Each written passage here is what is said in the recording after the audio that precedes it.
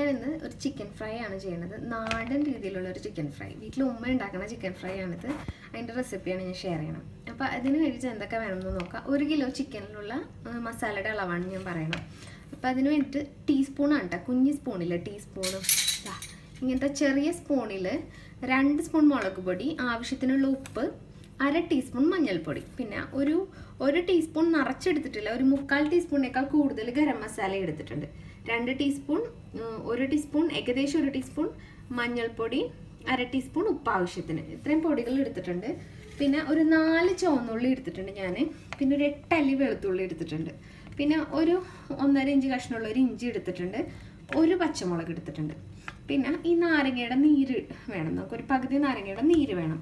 ഇത്രയും സംഭവങ്ങളും എല്ലാം കൂടി നമ്മൾ അരച്ചിട്ടാണ് ഈ മസാല ഉണ്ടാക്കണം. ഇത് കൂടാതെ ഈ ഗരം മസാല കൂടാതെ ഞാനിതിലേക്ക് ഒരു പെരുംജീരകം ഉണ്ടല്ലോ, നമ്മുടെ വലിയ ജീരകം, നമ്മൾ കറിയിലൊന്നും അരയ്ക്കണതല്ല, നമ്മുടെ വലിയ ജീരകം. ഈ വലിയ ജീരകത്തിൻ്റെ 1/2 ടീസ്പൂണും കൂടി ഞാൻ ചേർക്കുന്നുണ്ട്. വലിയ ജീരകത്തിൻ്റെ ഒരു 1/2 ടീസ്പൂൺ വലിയ ജീരകം. അപ്പോൾ ഒരു ഗരം മസാല കൂടാണ്ട് പെരുംജീരകത്തിൻ്റെ ഒരു നല്ല ഫ്ലേവർ ചിക്കൻ ഫ്രൈ ചെയ്യണതിന് കിട്ടും. പിന്നെ ഞാനിപ്പോൾ ചെയ്യാൻ പോണത്, കുരുമുളകിന് പകരം മുഴുവൻ കുരുമുളകാണ് എടുക്കുന്നത്. ഇതിപ്പോൾ 1 ടീസ്പൂൺ മുഴുവൻ കുരുമുളക് എടുത്തിട്ടുണ്ട്. ഇത് അരച്ച് നോക്കാം, എന്നിട്ട് എരിവ് കറക്റ്റ് ആവുകയാണെങ്കിൽ ഇനി ചേർക്കണില്ല. ഇനി ഞാൻ അരച്ചിട്ട് ഈ മസാല ടേസ്റ്റ് ചെയ്യുമ്പോൾ എരിവ് കുറവാണെങ്കിൽ ഒരു 1/2 ടീസ്പൂണും കൂടി ഇടും. അപ്പോൾ എനിക്ക് കുറച്ച് എരിവ് ഉള്ളതാണ് ഇഷ്ടം. അപ്പോൾ നിങ്ങൾക്ക് ഒരു സാധാരണ എരിവ് മതിയെങ്കിൽ 1 ടീസ്പൂൺ മതി കൂടുതൽ വേണ്ടി വരില്ല. അപ്പോൾ നമുക്കിതെല്ലാം കൂടി ഒന്ന് ചെറുതായിട്ട് അരിഞ്ഞിട്ട് മിക്സിയിലിട്ടൊന്ന് അരിച്ചെടുക്കാം. അപ്പോൾ ഈ തക്കാളിയുടെയും നാരങ്ങയുടെ ഒക്കെ നീര് കൊണ്ട് ചിക്കൻ നല്ല സോഫ്റ്റായി നന്നായിട്ട് മസാല പിടിച്ചു കിട്ടും. ഇത് ഉമ്മ എപ്പോഴും ചെയ്യണത് അമ്മിയിൽ അരച്ചിട്ടാണ്. ഈ പൊടികളും എല്ലാം കൂടി കൂട്ടി അമ്മിയിൽ അരച്ചിട്ടാണ് ഉമ്മ ഉണ്ടാക്കണം. അപ്പോൾ ഒരു പ്രത്യേക ടേസ്റ്റായിട്ട് ആ ചിക്കൻ ഫ്രൈക്ക് തോന്നാറുണ്ട്. ഉമ്മ വലിയ മീൻ കിട്ടിയാലും ചിക്കനൊക്കെ അരയ്ക്കണത് എല്ലാ പൊടിയും എല്ലാം കൂടി ഇട്ടിട്ട് അമ്മിയിൽ അരച്ചിട്ടാണ്. പിന്നെ നിങ്ങൾക്കൊരു കാര്യം കൂടി ചെയ്യാം, ഈ മുളക് പൊടി മാറ്റിയിട്ട് നിങ്ങളുടെ ഉണക്കമുളക് വേണമെങ്കിൽ ഒന്ന് കുതിർത്തിട്ട് അത് അരച്ചാലും കുഴപ്പമില്ല. അത് നിങ്ങളുടെ ഇഷ്ടം അനുസരിച്ച് ചെയ്യാം. അപ്പോൾ അതൊരു ഓപ്ഷനാണ്. ഉമ്മ എടുക്കുക അങ്ങനെയും പൊരിക്കാറുണ്ട്. അപ്പോൾ ഞാനിപ്പോൾ എളുപ്പത്തിന് വേണ്ടിയിട്ട് മുളക് പൊടിയാണ് എടുത്തിട്ടുള്ളത്. അപ്പോൾ ഉണക്കമുളക് വേണമെന്നുണ്ടെങ്കിൽ ഉണക്കമുളക് ഇത്തിരി നേരം വെള്ളത്തിലിട്ട് കുതിർത്ത് വെക്കുക, അല്ലെങ്കിൽ കുറച്ച് നേരം ചൂടുവെള്ളത്തിലിട്ട് വെക്കാം. അപ്പോൾ ഈ മുളക് പൊടിക്ക് പകരം ഉണക്കമുളക് ഇതിൻ്റെ കൂടെ അരച്ചാൽ മതി. നിങ്ങൾ നാട്ടിലുള്ളവരാണെങ്കിൽ ഇത് അമ്മി തന്നെ അരച്ച് പൊരിക്കാൻ ശ്രമിക്കണം, നല്ല ടേസ്റ്റാണ്. പിന്നെ അപ്പോൾ നമുക്കിതെല്ലാം കൂടെ ഒന്ന് അരിഞ്ഞ് മിക്സിയുടെ ജാറിലിട്ടിട്ട് അരച്ചിട്ട് നമുക്ക് മസാല നോക്കാം. ഇപ്പം ഞാൻ നമ്മുടെ മസാല നന്നായിട്ട് അരച്ചെടുത്തിട്ടുണ്ട്. അപ്പോൾ നല്ല ഫൈനായിട്ട് അരഞ്ഞ് കിട്ടിയിട്ടുണ്ട്. ഇപ്പം ഞാൻ ടേസ്റ്റ് നോക്കുന്ന സമയത്ത് കുഴപ്പമൊന്നുമില്ല, മുളകൊക്കെ കറക്റ്റാണ്. അപ്പോൾ 1 ടീസ്പൂൺ കുരുമുളക് മതി കേട്ടോ, അതിൽ കൂടുതൽ വേണ്ടി വരില്ല. എല്ലാം കൂടെ അരച്ചിട്ടുണ്ട്. നമ്മൾ ഈ സമയത്ത് ടേസ്റ്റ് ചെയ്ത് നോക്കണതാണ് എപ്പോഴും നല്ലത്. നമ്മൾ മറ്റോണം ടേസ്റ്റ് ചെയ്ത് നോക്കുകയാണെന്നുണ്ടെങ്കിൽ ചിക്കൻ മിക്സ് ചെയ്ത് ടേസ്റ്റ് ചെയ്ത് നോക്കണത് ഹെൽത്ത് വൈസ് നല്ലതല്ല എന്നാണ് പറയണത്. അപ്പോൾ അതുകൊണ്ട് എപ്പോഴും മസാല അരച്ചിട്ട് ആദ്യം ടേസ്റ്റ് ചെയ്ത് നോക്കുക. ഇപ്പോൾ നോൺ വെജ് കഴിക്കാത്തവർക്കാണെങ്കിലും അപ്പോൾ കുക്ക് ചെയ്യാൻ എളുപ്പമായിരിക്കുമല്ലോ.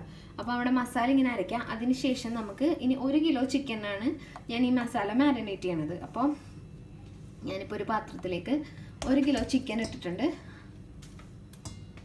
അതിലേക്ക് നമുക്ക് ഈ മസാല ചേർത്ത് കൊടുക്കാം. അപ്പോൾ എരിവൊക്കെ നിങ്ങളുടെ ഇഷ്ടം അനുസരിച്ച് അഡ്ജസ്റ്റ് ചെയ്യണം. അതിൻ്റെ ടേസ്റ്റ് നിങ്ങളുടെ കയ്യിൽ അമ്മിയുടെ കല്ല് ഉണ്ടെന്നുണ്ടെങ്കിൽ അതിൽ ചെന്ന ചെയ്തൊരു പ്രത്യേക ടേസ്റ്റ് കിട്ടും ഈ ചിക്കൻ്റെ മസാലയ്ക്ക്. മസാല മൊത്തമായിട്ട് ഞാനിപ്പോൾ ഇതിലേക്ക് ഇടുന്നുണ്ട്. ഇനി ഉണ്ടല്ലോ, ഇതിലേക്ക് നിങ്ങളിപ്പോൾ ഇന്ന് തന്നെ ഇത് പൊരിക്കാനാണ് ഉദ്ദേശിക്കണമെന്നുണ്ടെങ്കിൽ, ഇപ്പോൾ നമ്മൾ ഉച്ചയ്ക്കൽക്ക് കാലത്ത് മാരിനേറ്റ് ചെയ്തിട്ട് ഉച്ചയ്ക്ക് പൊരിക്കുകയാണെങ്കിൽ ഇതിൽ മാരിനേറ്റ് ചെയ്യുന്ന സമയത്ത് കുറച്ച് വെളിച്ചെണ്ണ കൂടി ചേർത്താൽ ഒരു പ്രത്യേക ടേസ്റ്റ് ഉണ്ടാവും. അപ്പോൾ അത് അരയ്ക്കണ സമയത്ത് ചേർത്താൽ മതി. ഇപ്പം ഞാൻ വെളിച്ചെണ്ണ ചേർത്തിട്ടില്ല, അപ്പോൾ 1 ടീസ്പൂണോ വെളിച്ചെണ്ണ ചേർത്താൽ മതി. ഇപ്പം ഞാൻ ചേർക്കാത്ത എന്താണെന്ന് വെച്ചാൽ, ഞാനിപ്പോൾ ഇത് ഇന്ന് പൊരിക്കണില്ല, ഇങ്ങനെ മാരിനേറ്റ് ചെയ്ത് വെച്ചിട്ട് നാളെ ആണ് ഫ്രൈ ചെയ്യണം. അപ്പോൾ ഓവർനൈറ്റ് മാരിനേഷൻ ചെയ്യാമെന്ന് വിചാരിച്ചിട്ടാണ്. അപ്പോൾ തലേ ദിവസം തേച്ച് വെച്ചിട്ട് നാളെ ഉച്ചയ്ക്കൽക്ക് പൊരിക്കാൻ വേണ്ടിയിട്ടാണ്. അപ്പോൾ 1 കിലോ ചിക്കൻ്റെ അളവാണ് ഞാൻ ഈ പറയണത്. അപ്പം മസാല നന്നായിട്ട് മിക്സ് ചെയ്ത് വെക്കാം.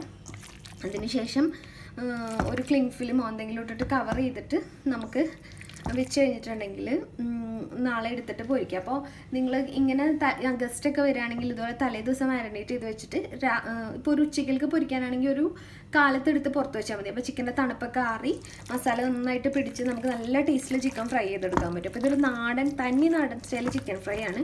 ഇനി ഇതിലേക്ക് കുറച്ച് കറിവേപ്പിലയും കൂടി അരിഞ്ഞിട്ടിട്ടാണ് ഞാൻ ഫ്രിഡ്ജിൽ വയ്ക്കാൻ പോകണം. അപ്പോൾ കറിവേപ്പിലയുടെ ഫ്ലേവറും കൂടി കിട്ടാൻ വേണ്ടിയിട്ടാണ്. അപ്പോൾ ഞാൻ കറിവേപ്പില ഒന്ന് എടുക്കട്ടെ. അപ്പോൾ ഞാൻ കറിവേപ്പില നന്നായിട്ട് കൈ കൊണ്ടൊന്ന് കീറിയിട്ടാണ് ഇട്ട് കൊടുക്കുന്നത്. അപ്പോൾ നന്നായിട്ട് കറിവേപ്പിലയുടെ ഫ്ലേവർ ഇറങ്ങാൻ വേണ്ടിയിട്ടാണ് ഒരു പിടി കറിവേപ്പില ഇടുന്നുണ്ട്. കുറച്ചധികം കറിവേപ്പില തന്നെ ഇടുന്നുണ്ട്, നല്ല ഫ്ലേവർ നന്നായിട്ട് ഇറങ്ങും.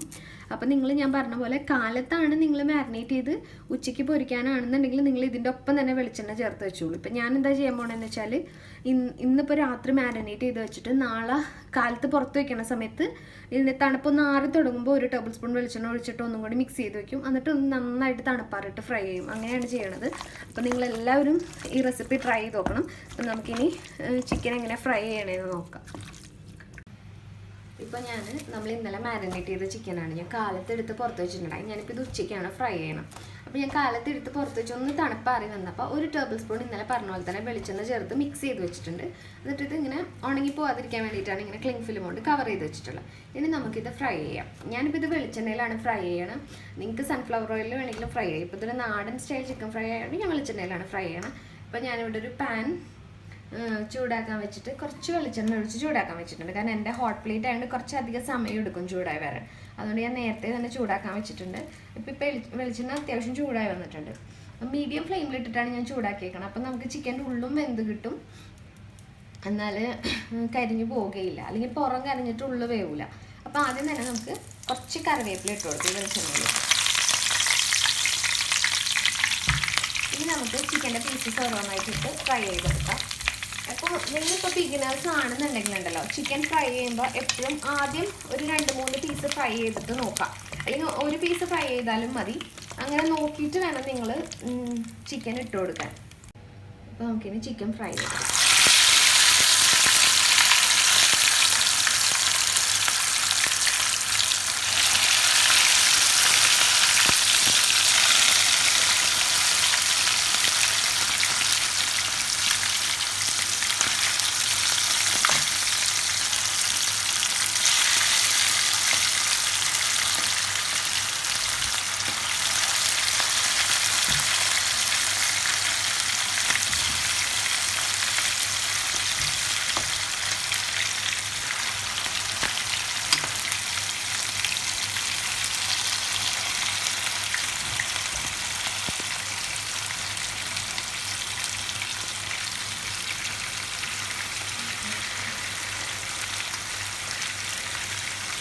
ചിക്കൻ ഫ്രൈ ചെയ്തെടുക്കാം. അപ്പോൾ ഉണ്ടല്ലോ, ഞാൻ പറഞ്ഞ പോലെ തന്നെ നിങ്ങൾ കുറച്ച് ആദ്യമായിട്ട് ഉണ്ടാക്കുന്നവരാണെങ്കിൽ ഒരു പീസ് എങ്ങനെ ഫ്രൈ ചെയ്ത് നോക്കുക. എന്നിട്ട് അതിൻ്റെ ഉപ്പും എരിവൊക്കെ കറക്റ്റ് ആണെന്ന് നോക്കിയതിന് ശേഷം മാത്രം ബാക്കിയുള്ള പീസ് ഇട്ട് കൊടുക്കുക. അപ്പോൾ ആദ്യത്തെ പീസിന് എന്തെങ്കിലും പ്രശ്നം ഉണ്ടെങ്കിൽ ആ മസാല നമുക്ക് ഈ മാരിനേഷനിലേക്ക് ആഡ് ചെയ്ത് കൊടുക്കാൻ പറ്റും.